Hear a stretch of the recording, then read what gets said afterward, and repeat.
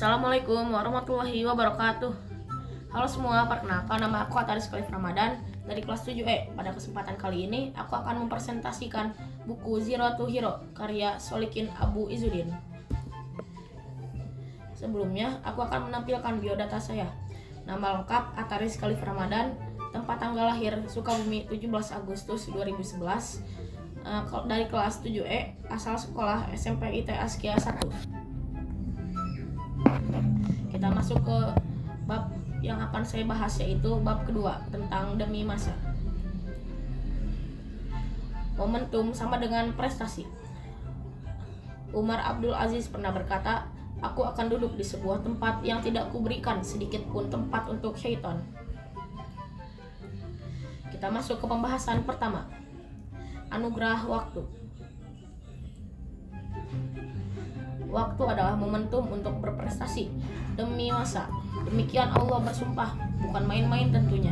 Karena setelah Allah menegaskan bahwa sesungguhnya manusia pasti akan merugi kalau tidak memperhatikan waktu, kecuali 4 golongan. Golongan yang pertama, orang yang beriman. Kedua, orang yang beramal soleh. Ketiga, orang yang menasihati dalam kebenaran. Keempat, orang yang menasihati dalam kesabaran. Sebagaimana firman Allah dalam Al-Asr ayat 1-3 yang artinya, demi masa, sesungguhnya manusia itu benar-benar dalam kerugian, kecuali orang-orang yang beriman dan mengerjakan amal soleh dan menasihati supaya menaati kebenaran dan menasihati supaya menetapi kesabaran. Menyikapi ayat ini, Imam Syafi'i rahimahullah berkata, seandainya manusia memahami ayat ini, cukuplah agama ini baginya. Apa maksudnya? Surat ini merupakan intisari bahwa hidup adalah kumpulan waktu. Yang tak mampu menggunakan waktu, dialah orang yang dijamin bakal rugi. Persis orang yang mati, karena hidupnya seperti mayat yang beku. Hidupnya tak sopan, mati bikin bau. Keberadaannya seperti tak ada, karena tak ada gunanya. Tak ada yang menganggap dan menghiraukan. Bahkan banyak yang menyesali dan merutuki. Mengapa orang seperti ini kok masih hidup, malah panjang umur? Kalau dia mati, banyak orang yang bersyukur. Rasulullah SAW bersabda, perumpamaan orang yang mengingat Allah dengan orang yang tidak mengingatnya seperti orang yang hidup dengan orang yang mati. Hadis riwayat Bukhari dari Abu Musa al-Asy'ari. Orang hidup yang sudah mati, inilah yang kini banyak berkeliaran, mendominasi, mempengaruhi, dan menebar petaka. Kadang kita pun takut karena mereka di sekitar kita. Kadang menjelma menjadi diri kita. Siapa sih yang ingin hidup sekedar memain figuran, penonton urakan, atau artis murahan tanpa peran jelas karena prinsip dan visi misinya tak karuan. Berbagai momentum lewat, kesuksesan minggat, bahagia pun mencelat. Rasulullah SAW bersabda, ada 2 nikmat di mana banyak orang yang tertipu dengan keduanya, nikmat sehat dan waktu luang. Hadis riwayat Bukhari dari Ibnu Abbas. Waktu adalah kunci sukses kita. Dalam buku Tarbiyah Zatiyah Kiat Sukses Manajemen Diri, hal ini telah penulis bahas tuntas dengan pernik-perniknya. Mengambil inspirasi dari telaah Imam Syafi'i atas surat Al-Asr ini, plus pengalaman beliau dalam mengoptimalkan waktu, kita legitkan potensi biasa dengan prestasi luar biasa. Kuncinya adalah memberdayakan waktu, memberdayakan diri, memberdayakan sarana, menemukan momentum, melahirkan ide segar, kerja dengan benar untuk hasilkan karya besar. Kita masuk ke pembahasan kedua yang berjudul berhitung mulai. Menurut Nabi, rata-rata umur umatnya sekitar 60 tahun. Waktu kita sama dalam sehari, yaitu 24 jam. Cara kita menggunakan waktu kita lah yang membuat kita berbeda. Kalau dihitung, masing-masing waktu kita sama. 60 detik dalam 1 menit, 60 menit dalam 1 jam, 24 jam dalam sehari, dan 7 hari dalam sepekan, dan seterusnya. Anda hitung-hitung sendirilah waktu Anda.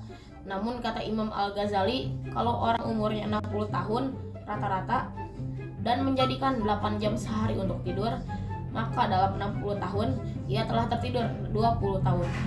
Innalillahi wa inna ilaihi raji'un. Dan itulah kebanyakan manusia. Apakah termasuk kita? Allahu a'lam bishawab. Ada 3 hal yang tak pernah kita dapatkan kembali. Yang pertama, kata yang telah diucapkan. Yang kedua, waktu yang telah lewat. Ketiga, momentum yang diabaikan.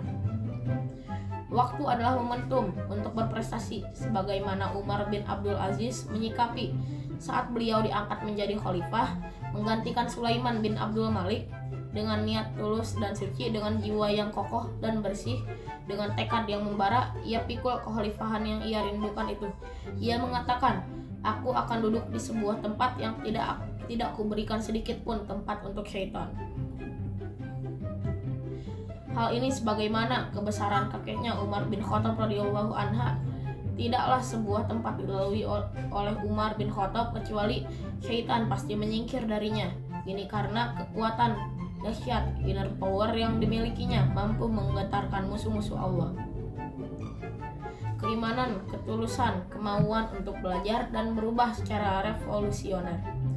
Buku ini bukan buku cerita pelepas lelah dan pengantar tidur, bukan bacaan hiburan, bukan asal mengumpulkan dan menukilkan. Kami menggali dan yang terpendam, merangkai yang tercecer, menyusun yang terbengkalai, merawat yang dianggap remeh, dan menyuguhkan menjadi motivasi dahsyat, insya Allah. Semoga ada hati yang tergugah, ada jiwa yang tersadar, dan ada kebuntuan yang terbuka, ada kegelisahan yang terobati, ada kemubaziran yang dimanfaatkan kembali, dan aneka potensi yang dapat digali dan dioptimalkan. Selanjutnya kita masuk ke pembahasan ketiga, ubah paradigma Anda. Kita orang biasa, tentu banyak keterbatasan, kekurangan, kelemahan, kegagalan, kemalasan, dan sebagainya.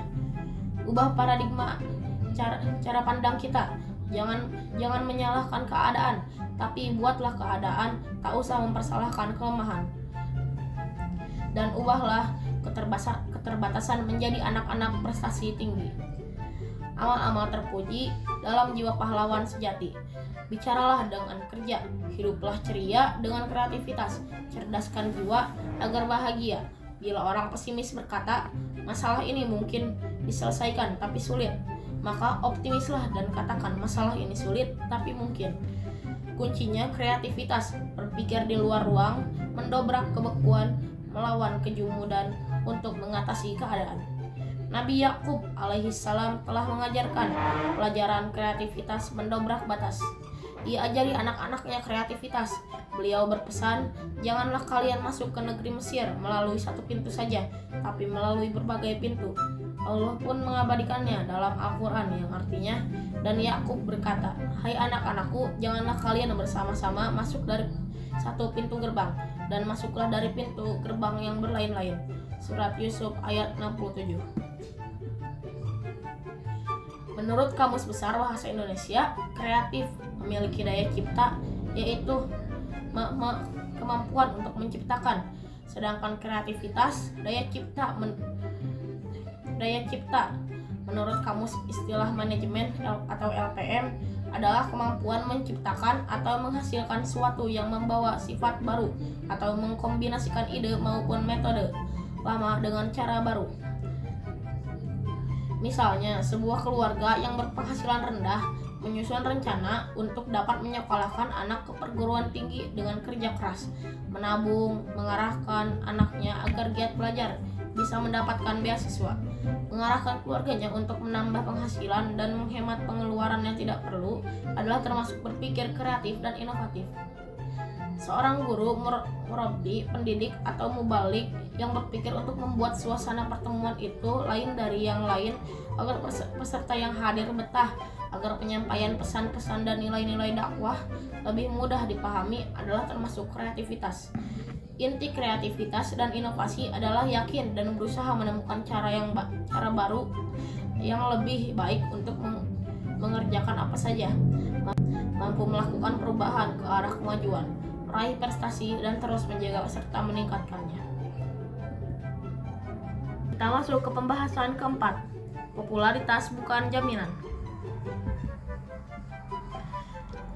Kalau kata orang Arab, kalau sekedar ingin populer, kencingilah sumur Zam-Zam.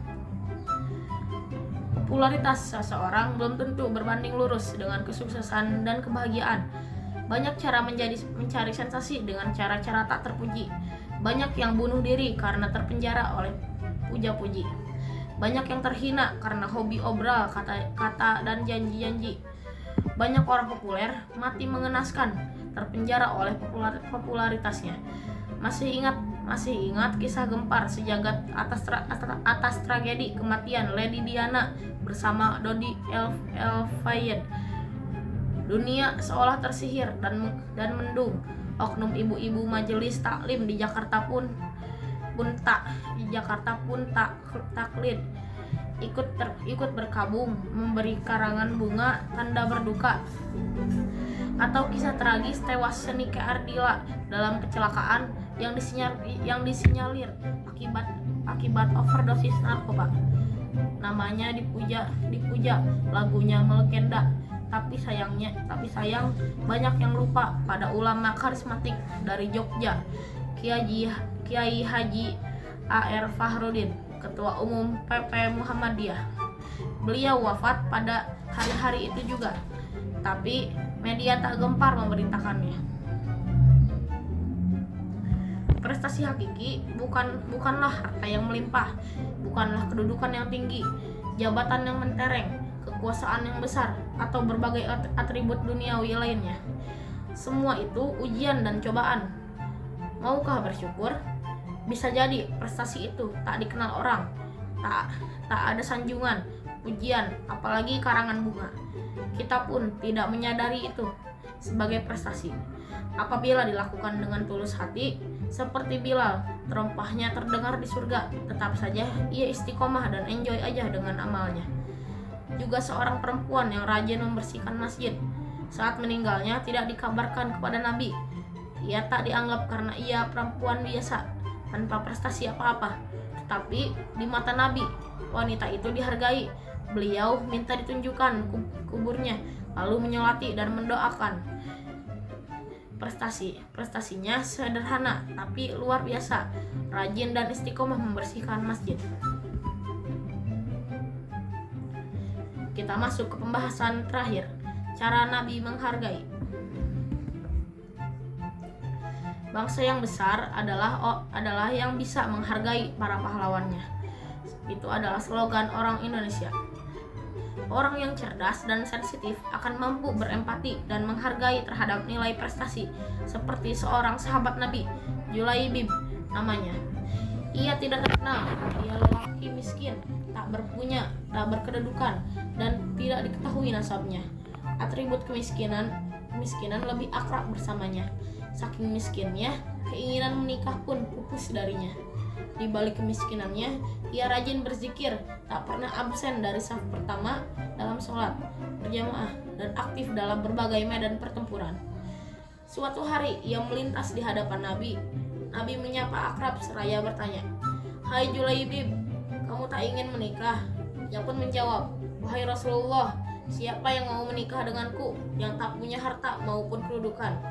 Berkali-kali Nabi menanyakan hal itu dalam berbagai kesempatan. Hingga suatu saat ia diutus menemui sebuah keluarga untuk meminang putri keluarga tersebut menjadi istrinya. Ayah sang gadis tak berkenan menerima pinangannya. Mendengar penolakan orang tuanya terhadap sahabat yang dipercaya Nabi untuk meminangnya, maka sang gadis berkata kepada kedua orang tuanya, "Pantaskah ayah dan ibu menolak permintaan Rasul? Tidak, demi Allah yang jiwaku ada dalam kekuasaannya." Akhirnya diterimalah pinangan itu dan terwujudlah rumah tangga yang dibangun atas landasan takwa dan ridhonya. Seruan jihad pun berkumandang. Julaibib ikut aktif dalam peperangan dan berhasil membunuh 7 orang kafir sebelum ia sendiri syahid di jalan Allah. Rasul memeriksa nama-nama sahabat yang gugur. Para sahabat melaporkan nama-nama mereka, tetapi mereka lupa pada Julaibib sehingga tak disebutkan di hadapan Nabi. sebab ia bukan orang yang terpandang apalagi terkenal. Namun sebaliknya, Rasulullah ingat Julaibib, sama sekali tak melupakannya. Beliau tetap ingat namanya lekat dalam benaknya. Tapi aku merasa kehilangan Julaibib, kata Nabi. Akhirnya beliau menemukan jenazah Julaibib dalam keadaan tertutup pasir. Lalu beliau membersihkan pasir dari wajahnya seraya bersabda, ternyata engkau telah membunuh 7 orang musuh, kemudian engkau sendiri terbunuh. Engkau termasuk golonganku dan aku pun termasuk golonganmu. Engkau termasuk golonganku dan aku pun termasuk golonganmu. Engkau termasuk golonganku dan aku pun termasuk golonganmu. Begitulah cara Nabi menghargai prestasi. Bukan pada harta atau kedudukan, tapi lebih pada iman dan pengorbanan. Pada prestasi dan kemampuan melejitkan diri. Soal dikenal atau tidak, itu rahasia Allah Rabbul Izzati. Maka bekerjalah dan teruslah berprestasi hingga maut menghampiri. Pahlawan sejati bukanlah kolektor atribut duniawi, hanya keridhaan Allah yang dicari. Al-Quran menegaskan, dan bekerjalah maka Allah, Rasulnya, dan orang-orang yang beriman yang akan melihat pekerjaanmu itu. Quran Surat At-Taubah ayat 105. Mungkin sekian presentasi buku Zero to Hero dari saya. Mohon maaf jika ada salah-salah kata.